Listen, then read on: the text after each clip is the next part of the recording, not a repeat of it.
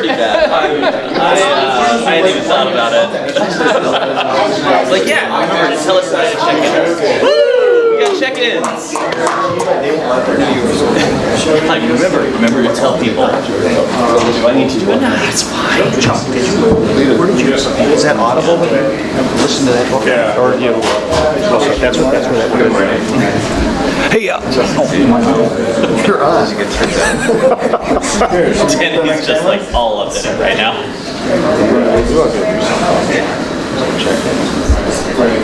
All right, thanks again for joining us for 1 Million Cups this morning. I'm your MC Trezzy. We want to thank our sponsors real quick. Starting Block for the ongoing support and Dream Bank for the wonderful space. Here in just a minute, we're going to hear from All About EX. Keith over here is going to tell us a little bit about the company. But before we do that, we're going to go around the room and do some introductions. So take just a moment, give us your name and a little bit about what you do. Again, my name is Trezzy. I am a senior software engineer at Mobile Doorman and also a CTO services consultant. If there are any engineers in the room or on the camera that are interested in a gig, you should come talk to me after. My name is Josh Helling. I'm an entrepreneur with a background in software product development. I consult with startups and technology companies on growth and technology strategies. Joey Frayne, I'm a technology investment manager at Wisconsin Economic Development Corporation, primarily working with early stage companies looking to raise capital. And I guess while we're up here, are looking for people, companies, ideas to present, so please reach out to your network if you can. And if you are perhaps a regular member of the audience who is a successful entrepreneur and would like to speak to us, let us know. Yeah, so that, in no particular order, maybe the 32 auctions guys could start. With the introductions, I mean. Okay. Kurt Peterson, co-founder of 32 Auctions, platform for hosting and managing silent auction fundraisers. Steve Claude, co-founder of 32 Auctions, and proud to say that as of this month, we have been an established for 10 years company. Woo! Very little idea. That's awesome. I'm Ellie Fuller, and I'm his wife. Travis Human, I own Stray Cat Bicycles, which is a consumer direct bike company, but we're actually looking at winding it down, so I'm looking for new opportunities. Dan LaCloche. I'm a content marketing consultant, but I'm also a lifestyle brand. Peter Caddy, I'm a wealth manager with Merrill Lynch. Chuck Serra, patent and trademark attorney with DeWitt. I'm Derek Kepler. I'm with Town News. I'm DP Knutton. My company name's Collaborator Creative because I collaborate creatively with a wide variety of individuals and companies throughout the United States on everything from custom writing to what I call full-bore nonfiction branding. Did you ever write a book? I have written a book and have 2 podcasts. Let me tell you about them. Kidding. Moving on. Lucas Rodriguez from Rich Research, a company doing clinical trials for pets for veterinary pharmaceutical and human pharmaceutical companies. Good morning, I'm Susie Yonkel, Program Director of Berlin Mentors. I help connect early stage entrepreneurs with experienced mentors. I'm Dan Anderson. I work with Baker Tilly. We're a CPA. I'm Chandra Miller-Feenan. I'm the Executive Director of Starting Block Madison. We're the entrepreneurial hub that's here in the Spark building on floors 2, 3, and 4. If anybody here hasn't been through Starting Block, you're welcome to come for a tour right after 1 Million Cups. And then I always make announcements, so 2 quick ones. One Thursday is Spring Tech Kickoff. It's here at the Spark building with Starting Block hosting. It's a great opportunity. There'll be about 150, 200 people that always show up. So it's a great event to network and find out what's going on in the community. And then tonight, which actually might be fun for presenters, but tonight in Gordon Hall is the Dream Up Wisconsin Showcase, which is part of Schmidt Futures, which is founded by the Google CEO Eric Schmidt and his wife Wendy Schmidt. And they threw out a challenge to 4 communities, and UW of Wisconsin was picked one of them, for proposals on how do we raise 10,000 household incomes by 10%. And the university's been working with teams, and tonight's the way to showcase their teams. But the Madison teams took 2 of the 5 slots when they went to Arizona, so 2 are going on. So this is a great opportunity to come and support those initiatives as well. Plus, there'll be the launch of 2019 Dream Up proposals as well. John Held, Springfield Welding Manufacturing and Mass Case Products. Hi, I'm Theo. I'm a freelance artist and illustrator, designer, and I just sell a lot of our work online, doing e-commerce stuff. I'm Danielle. I'm the founder of Parent Squad. We're going to be presenting in a couple of weeks. We help parents of young children get out of the house and have more fun by organizing events with on-site childcare. I'm Brian. I'm the director of the Cybersecurity Center for Small Business here in Wisconsin. We're a nationwide organization helping small businesses across the country improve their cybersecurity. As well, I just moved here from Kansas in the last 2 months, where I was one of the first 1 Million Cups committee members in the outside of the Kaufman Center in Kansas City. So You're hired. I'm James Cademan. I have Calls on Call, it's a shared receptionist service for small businesses.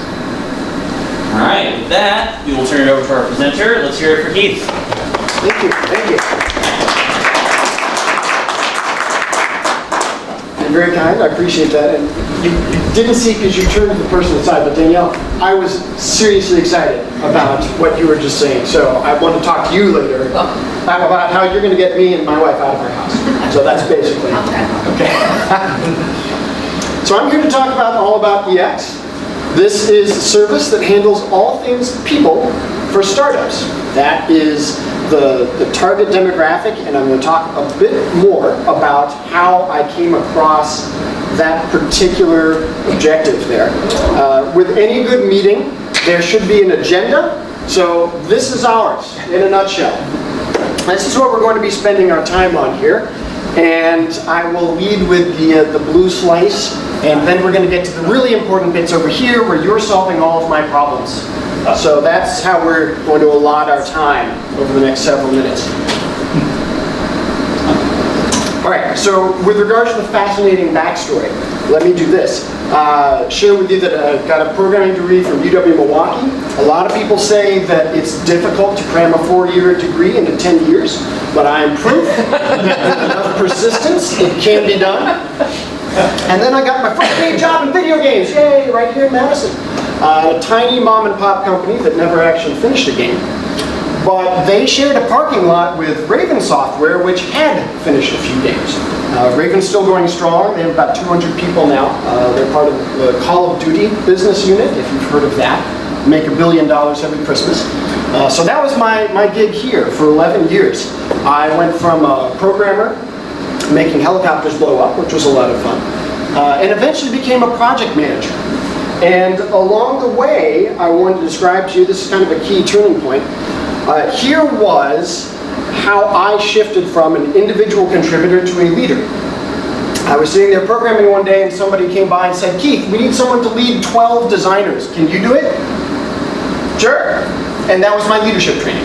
That was how I was prepared to lead 12 people that aren't even programmers. And that was indicative to me of what I saw in the next several years in the video game industry. There was a lack of appreciation for the fact that the skills of a contributor are not the same as the skills of a leader. And what you see in a lot of software development, but especially in big budget game development, tens of millions, sometimes hundreds of millions of dollars, it's deadline oriented, there's a lot of pressure. And what I witnessed in my time at Raven, and this is seen all throughout the industry, I saw chronic stress fatigue, broken marriages, sleep disorders, all sorts of things related to stress.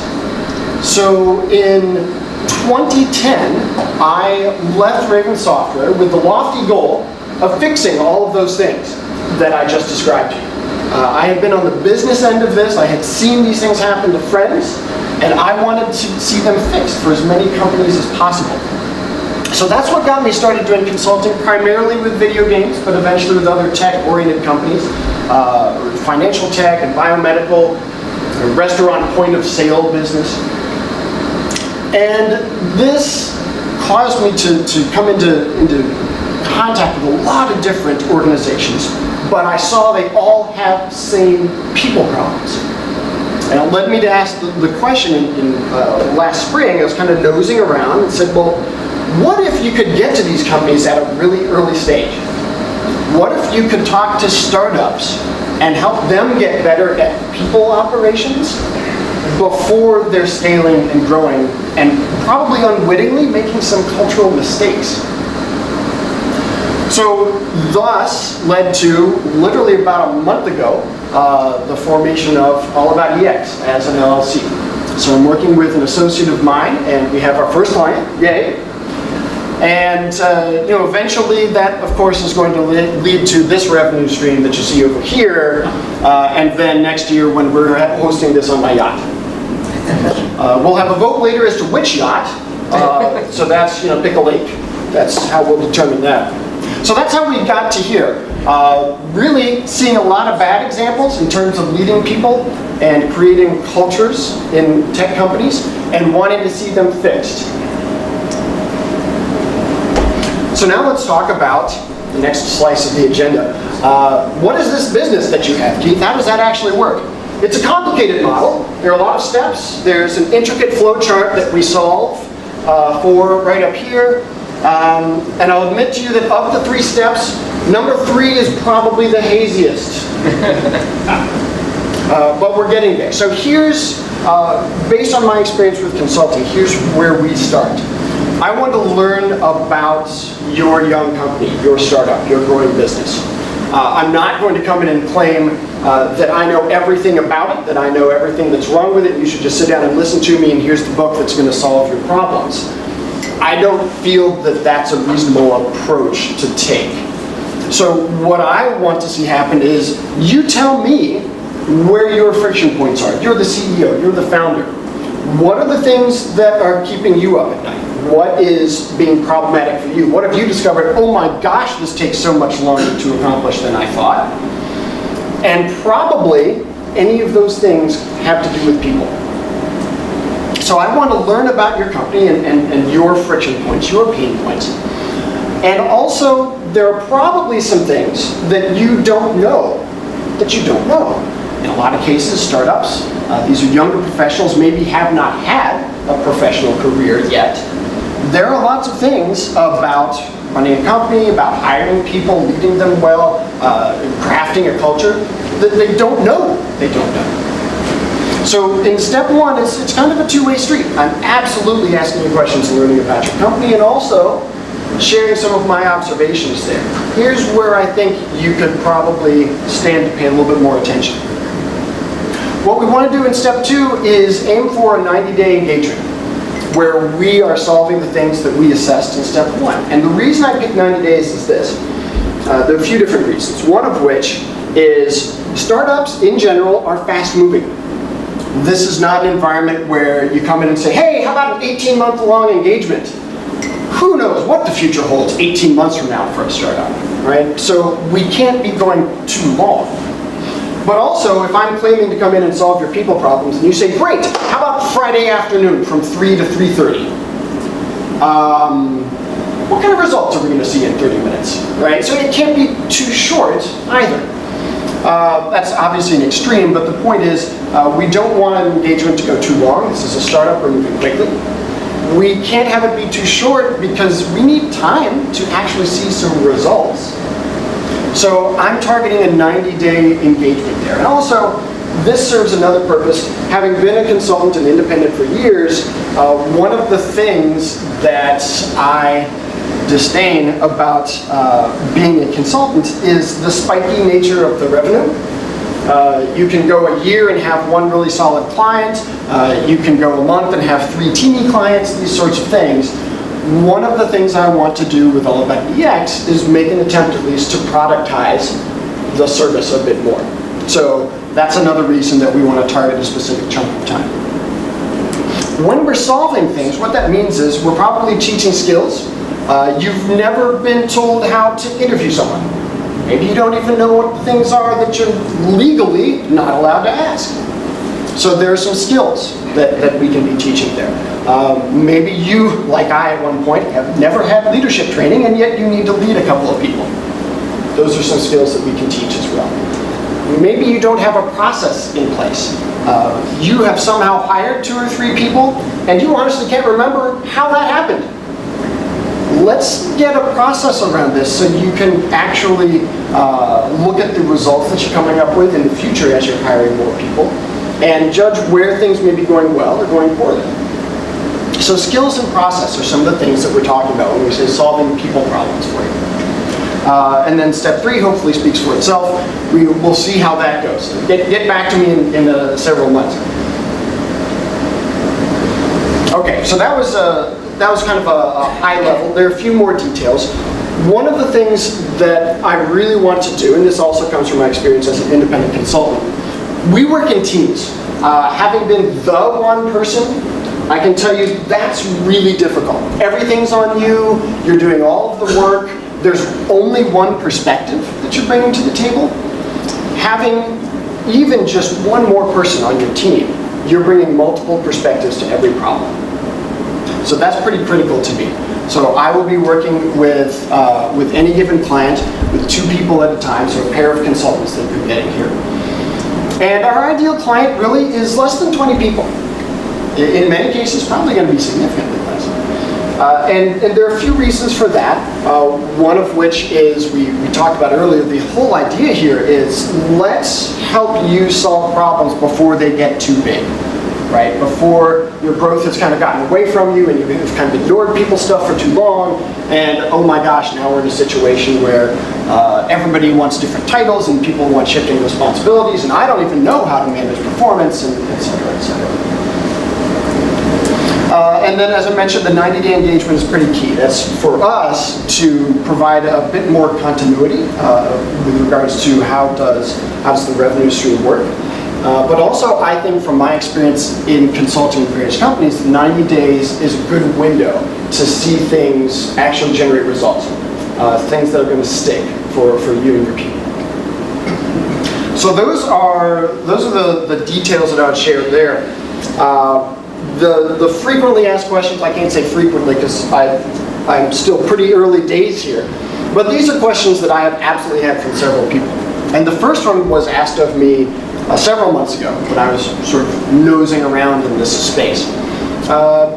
What makes this any different from 1,000 different HR consultancies that exist? You can go out and Google any number of them, Keith. And my answer to that would be, well, this is a fairly niche market that you're talking about. If you're looking about less than 20 people, probably people that have never run a company, some of whom have never worked at a company.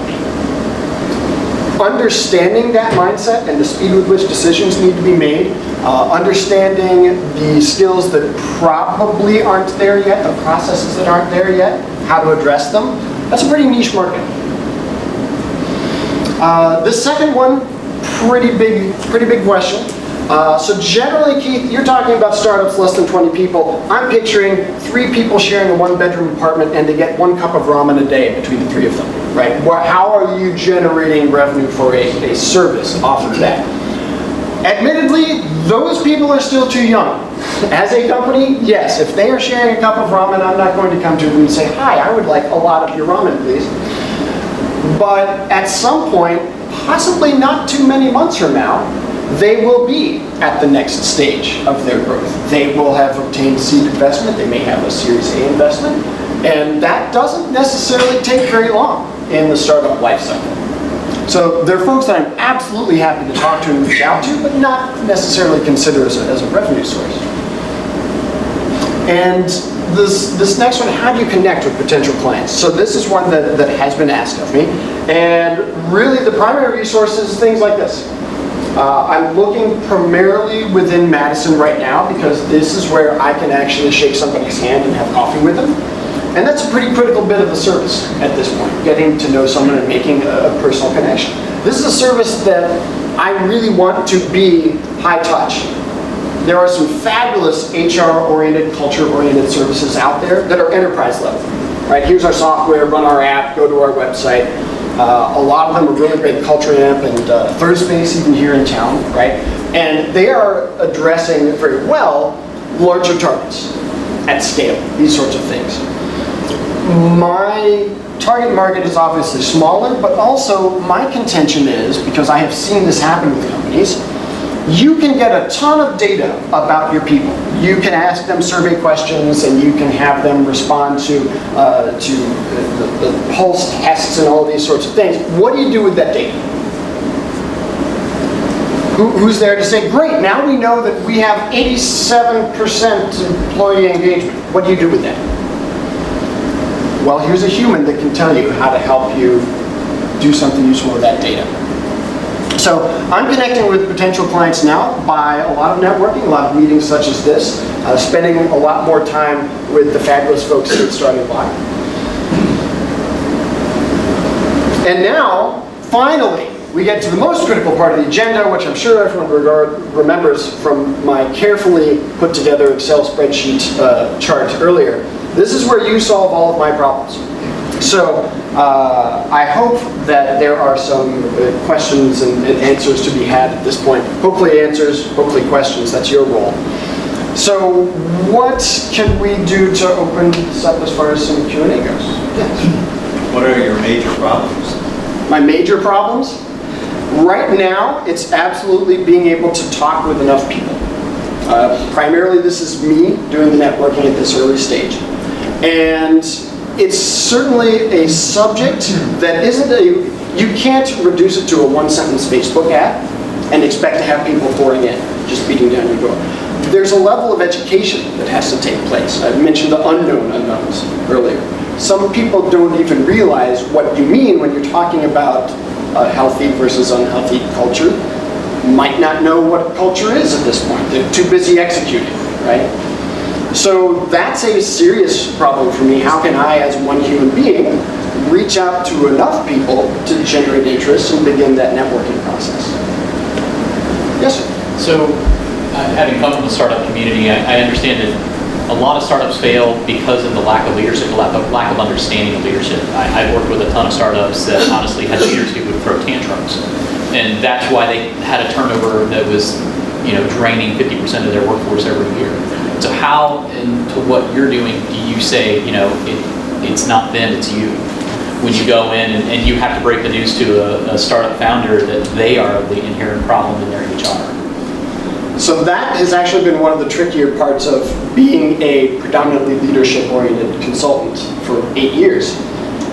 My claim is this, that if the leadership doesn't value the people, then all of the sorts of things that led me to do consulting are the imminent results. Right? That's when people are working late and putting in unpaid overtime and working weekends and those sorts of things. So it absolutely all comes back to the leadership. They predominantly influence the culture. So the difficulty there is certainly very real. How do you tell a leader, listen, I think you're the root of this issue? Where I have started with companies in the past to say, well, tell me about the problems you're seeing. Tell me about the friction points that are here. Let me talk with some of your folks on the floor and see if they have those problems as well. And then we can start having a discussion with, well, I think that, we've heard problems X, Y, and Z from your folks. Would you say that those are the responsibility of their manager? Oh, absolutely, yeah, the responsibility of the manager. Okay, and who's that manager's manager? Right, so once you get to the point where you can establish the beachhead of, hey, wait, any given leader is responsible for the people, then, hey, aren't you a leader as well? Mrs. CEO, Mr. CEO? So that is admittedly a difficult conversation. Another reason why you can't reduce it to a single sentence Facebook ad. Yeah, fair question. Yeah. I want to get all the way down to chemical elements here. And Right. Your name. What, Keith Fuller? No. Oh, sorry. The name of your company. Well, what does it mean? Okay, I really thought you knew that one. Sorry. All about EX. So you've heard of UX, user experience. Right. CX is customer experience. EX is a medium buzzwordy HR term. That's the employee experience. And that is something that you hear discussed in the periphery of HR circles, and I think we're going to hear it more. The reason I say that is I'm a word guy, and that formation of those two letters is not a good thing. Okay. It means former. A former wife, former spouse, former employee, former. it leads me to believe that you're on the way out consultant. Like, how do you get out of your business? I did mention to someone that I have a phenomenal opportunity here to pivot into divorce law and just keep the domain. Well, then that would be a good name.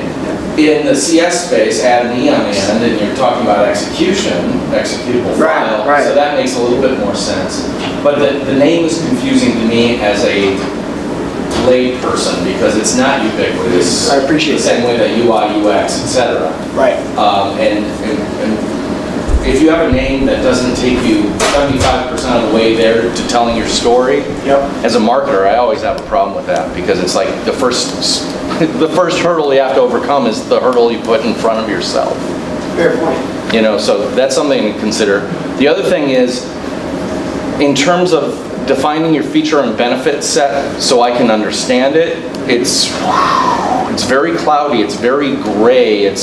You mentioned things like leadership training. Okay, that's a thing. Put it on a menu. Leadership training. We provide leadership training. I would love to see a menu so I can see what you're talking about. And again, putting myself in the mindset of an early stage startup person who's a coder, let's say, a developer, has a great idea, has 5 people working for them, they're churning as fast as they can. What they don't know about HR, the landmines that they can step on that can blow up their company overnight are many.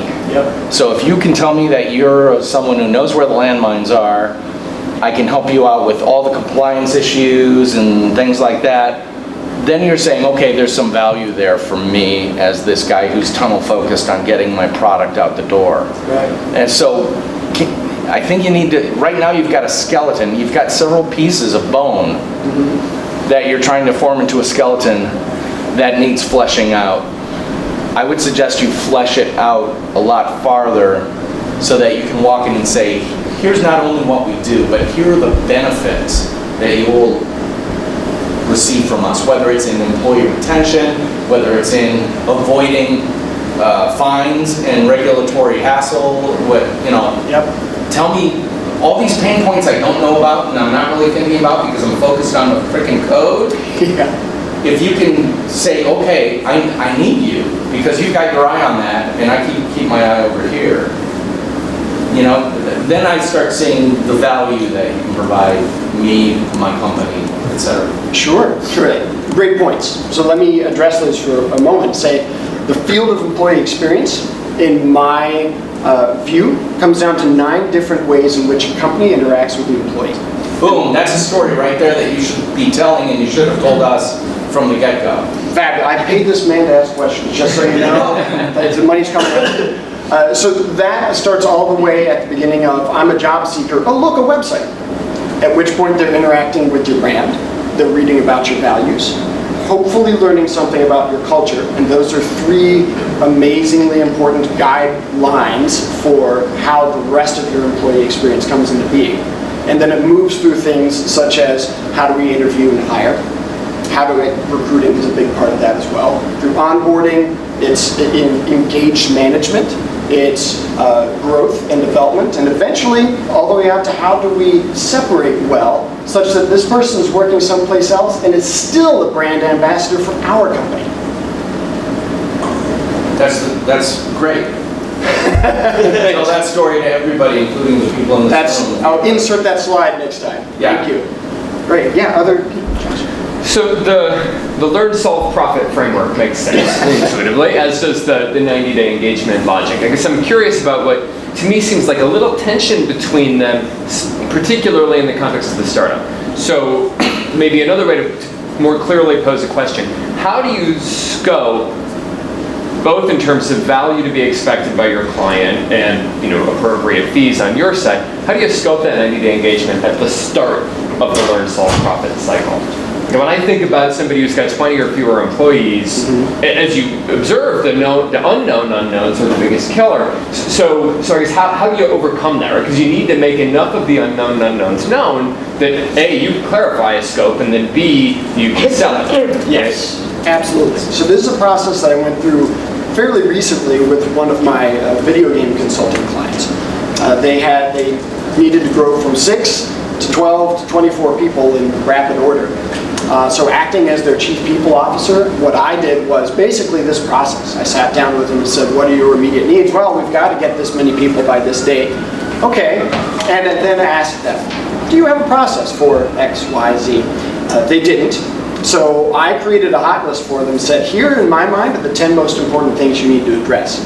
If you only want me here for X number of months, for whatever reason, my estimate to you is we can definitely hit these 3, hopefully stretch to these 5, and more than likely you can't get the bottom 3. So that's the sort of process that I went with. And that's all part of the sales process. It's very much part of the, there's a free assessment here. We have a questionnaire off of the website to just sort of start you thinking and get a feel for where your estimate of your employee experience stands. So we look at that, and then I ask some of these questions and come up with just that sort of prioritized punch list, which is, in my estimation, okay, you've listed items 1 and 2 here, super important to you, let's solve those. I think that these next 3 items are also critically important, and there are any number of other things I can address, but really, within our first 90 days, I think those 5 are the things that are reasonable for us to expect, and that's the sort of process I'd walk through. Does that answer? Cool, that's all. Thanks. Yeah. Any other? Okay, yes, sir. Keith, I've got a couple questions. One, you go in and sort of, you solve problems with small companies, figure out what's going wrong, how they can become more efficient, which is a very noble effort, and I think that's great. Do you do it strictly on a fee basis, or have you thought about doing it on a success basis, a success fee? If you can make the company much more efficient so they're making a lot more money, you can get a percentage of that. Have you thought about that at all, or is it strictly a fee for service? I work fee for service, so there's nothing wrong with that. Yeah. I absolutely have, and as a business owner, I would greatly value someone that's willing to put their reputation on the line and say exactly what you just offered. I am only getting paid if you are successful as a result of my engagement with you. The difficulty that I've had with that sort of viewpoint as a consultant for many years is the term consultant. Much the same way as you go to the doctor, I'm out of breath, I can't climb stairs, and my knees hurt. Well, you're morbidly obese and you need to exercise more and eat less and have some broccoli. But it's not the doctor's job to then follow you home, make sure you eat the broccoli, take you to the gym, make sure you eat right. They provide the consultation, and all they can really do is hope that you listen to them. Right. Judging the doctor based on whether or not the person goes home and eats the broccoli in that situation is that's a little sketchy as a business model, right? So that's the difficulty that I have had with that in the past. I would love to be able to offer it because I absolutely believe in what I'm bringing to the table in terms of a service, and have data and anecdotal research and studies to back up all the 9 aspects of EX that we address. But it will absolutely come down to what are the people in the startup willing to do with their time moving forward. And if they're going to do the things that we agreed on or not, that's not entirely up to me. Wouldn't be the wisest move to base my fee on that. Does that make sense? It does. Okay, thank you. Yes? I wanted to briefly return to the topic of connecting with potential clients. Wonderful, thank you, yes. And I don't know if you're out in the community kind of doing speaking engagements, but I think to make yourself a thought leader on this topic would be really beneficial. So for example, figure out how to be a speaker at Dream Bank, apply to be a speaker at Ford Festival for a technology conference. Like get out in the community and get your name out there and become an expert on the topic of, you already are, but you make it so more people know that you're an expert on small business people. I appreciate that. Thank you. And I will actually, I think the date is the 4th of June. I will be speaking at Dream Bank. Great. On the subject of employee experience. So thank you very much for suggesting that. Okay, we got a hand over here, and then we'll come back. So regarding Chuck's question, how do you measure outcomes? Like, because if you were to go with his sort of approach or your own approach, how do you measure outcomes or measure implementation, or do you come back and how do we know it's better? Yeah, right. I mean, and I think there's, some maybe say, these things are better, but it's they may not know they're better. especially I think, a lot of times the executives get in their box and see their perspective only, I guess. Right. So the question there, as I understand it, is okay. So what sort of measurable quantity is there to show that okay, it's been 90 days, things are better than when we started, Or worse. or worse? Yeah, hopefully not worse, but Not yes. necessarily due to your service. But what can we measure to get there, right? So with larger companies, there are all sorts of studies and things out there. You can find links, and I can point you to all these. HarvardBusinessReview.org is a great resource for those. And they can tell you things like companies that invest in employee experience are 4 times more profitable. All of these sorts of things, which are great. They're indicative of we're in the right region of space. When you only have 5 people, how are you going to generate a ton of data to indicate, well, that everybody's employee satisfaction surveys for the past 18 months have, wait, stop. These are 5 people, right? And they don't have 18 months to come back and get this data. So gathering data itself it's a tricky proposition because you don't have time, you don't have people from which to gather data points. What I rely on as a primary resource there is the fact that I have done this for 8 years. And I can point you to people that would gladly answer your emails and say, hey, was this of value to you when Keith did it for you? So the place that I was alluding to earlier was the chief people officer for several months. Several of the interactions that I had with the founders there, the 4 founders, were things like, wow, it's so helpful that you had us write down an actual list of documented values for the company because we use those daily to make decisions. It is so useful that you created an interview process for us so we know where every candidate is in the funnel and what the next step is and who's responsible, because before it was just post-its and hope. So those are the sorts of things that with groups of this size, organizations of this level of maturity, I think are more valuable than any source of data that you're going to be able to come across. Does that make sense? Yeah, no, I think those are really great answers. Okay, thank you. Yes, you have another question. I was just wondering to what extent you might be networking with other organizations like your own that do something similar, but for which companies approach them if it's not quite a good fit for their organization, they might refer that to some referral sources. Sure. And this was actually raised several days ago when I spoke with someone from the Small Business Development Center. They said, who every startup needs, they need an attorney. So you should find attorneys and make sure they know who you are. And I'm having coffee with an attorney this week for exactly that reason. So I appreciate the insight, and if there are tangential groups or demographics. I was thinking like QTI. Okay. That does HR. Okay, but maybe larger at scale than. I don't know, but I assume they're approached by certain companies that it just doesn't quite fit yet. Right. No, that's a great suggestion. Some folks like that. Okay, QTI, other related groups. Yeah, thank you. Yeah. I gotta stop kicking that table. Okay, and then. This question is just strictly out of curiosity. You and I are on opposite ends of the spectrum. I mean, here I'm thinking 2 years from a retirement, and you're just getting started. And that's great. You've got, I think, terrific presence. Your speaking ability is good. Mannerisms are good. My question is, and again, it's just strictly out of curiosity. I know when I show up, I usually show up in suit and tie. You're showing up in a casual. Is this, did you have a purpose for this? The way you present yourself, do you want to, when you talk to perhaps new clients, do you want to make sure that they feel absolutely comfortable? Just by, your mannerism, how you look and so forth. Like I said, it's we're from different eras, basically. So I'm just curious about that. Sure. And I appreciate the fact that you immediately brought up my undeniable personal charisma, because I think that's a huge selling point. It gets overlooked too often. Thing going on. Not really like that, yeah. So what I can tell you is this. So I've been to several of these meetups, and we have occasionally folks in blue jeans and t-shirts. Yeah. And at the other end of the spectrum, well, frankly, I'll never be dressed as well as Trezzy. So there's a fine point to be found somewhere in the mean there.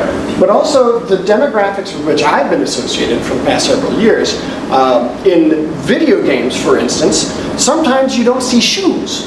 Yeah. So there's a different level of demographic there as well. So as a consultant, what I've found is you definitely don't want to be a level below the people with whom you're interacting. But you can't be too many levels above either in terms of presentation and that sort of thing. It's a tricky line to walk, but in a fairly young and predominantly tech-oriented space, yeah, I think the suit and tie would probably be detrimental to the selling effect. Yeah, a great point though. Thank you. So we have time for one more question. Okay, and Chandra gets it. I wonder if you do a great job of presenting in that aspect, but I know that especially early stage companies and founders, it's very much referrals by word of mouth and trust to trust. And have you thought of ways to have, instead of a presentation, an actual workshop where it's a lower price point, where they can see the value immediately from an hour, but it's a one to sort of small many sort of relationship to do that, and then gain trust and build that relationship from there? Because I think that's where you're going to get people that will refer you to say, exactly, we were struggling with this problem, we can talk to Keith. Right, I appreciate the suggestion. So sort of the smaller workshop, let's address a specific topic, handful of hours with a dozen or less people, and let's really dig into what your needs are and go over this particular topic. So that's the sort of thing that I have done predominantly really in my consulting elsewhere. So it's a space I'm very familiar with. Exactly, and this is still part of my learning, in that reaching out to the very early stage entrepreneurial space. I could talk on any number of those subjects that I've alluded to here. Which ones are really going to land for folks that are in the less than 20, sometimes significantly less than 20 headcount? And those are some of the things I'm still learning. So I'm absolutely happy to avail myself of any of the great resources we have at Starting Block and elsewhere to say, here's a workshop that I'm doing, some of the things that I would need to learn there, what's really going to land with my target demographic, and how would they even know that that workshop exists? And hopefully, when they find out those things, how do they get any sort of information to say, okay, yeah, this guy looks legit. Look, his website isn't, 404. It's not, it's not horribly broken. Those sorts of things. So there's a little bit of learning that needs to occur on my part there, but I'm absolutely willing to undertake some of those things, and I see that as viable too. So I appreciate the suggestion. And boy, are you a great person to talk to about providing resources for just such an endeavor. So thank you for that. Okay, all right. Ready to be done? Yeah, let's hear it for Keith.